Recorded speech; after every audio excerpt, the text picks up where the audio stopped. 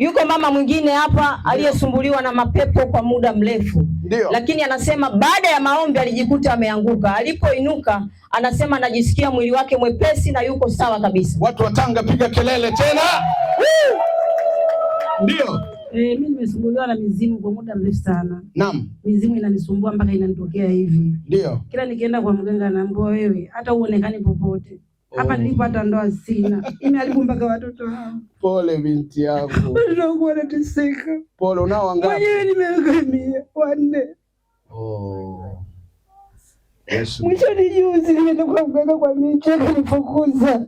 Amekufukuza nani? Akaniambia mganga. Akaniambia siwezi kesi yako toka. Una mizimu mpaka ile mwili mzima. Mimi nikilio changu na milia tu Yesu. Baada ya mganga kufeli na kukufukuza ukamuje kwa nabii? Hapana, katika kufungua nikakutana na yeye ndio. Ndio. Mimi bila yeye ndio silali. Yeye ndio ndo faraja ndani mwangu. Ndio mama. Baada ya kusikia unakuja hapa. Ndio. Nilipotoka tu kazini nikatoroka akasema ngoja niende kwa nabii. Ndio. Nilikuwa ndege unabii unitabirie lakini sikupata hiyo nafasi. Lakini baada ya kwamba nimesikia tu niko chini. Ndio. Nisaidie nabii na ngamia. Mizimu inanifuata hivi live unachoka.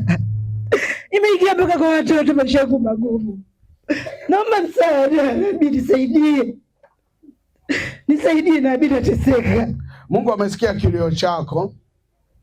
Nasikia sauti ya Mungu inaniambia amekusamehe makosa yako. Kinachokutesa mama, ambacho hata waganga kimewashinda, ni lile kosa ambalo lilikaa ndani ya moyo wako, ulimkosa.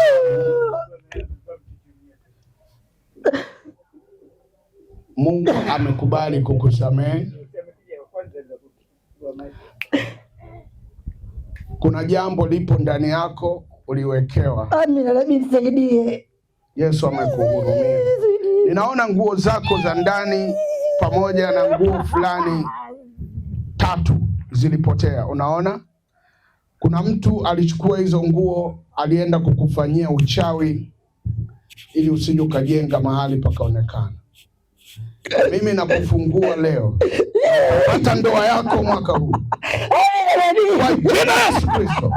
Na kuvua zile nguo ulizovalishwa. Walivua nguo yako. Huyu mama amekuwa wakati mwingine akilala, akiamka nakuta ameingiliwa. Ilikuwa inamtokea hivyo siku za nyuma na alidhani jambo la kawaida, baadaye likapotea. Kumbe kuna watu walimfanyizia vitu vibaya. Lakini Bwana ameniambia anakurudishia nyota yako. Chukua nyota yako. Chukua ndoa yako. Umesamehewa na watoto wako watafanikiwa. In Jesus mighty name. Namtupia mchawi vazi lake alilokuwa. Sasa utapendeza na kufanikiwa.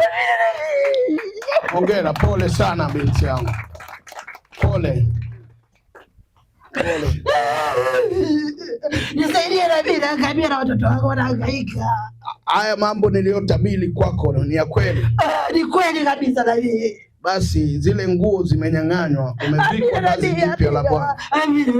Nenda sasa, mwaka huu utafanikiwa kupata mume mwema, atakuwa faraja kwako. Amina nabii. Na watoto wako watabarikiwa na Bwana. Amina. Piga kelele, sema Yesu anaweza mambo yote.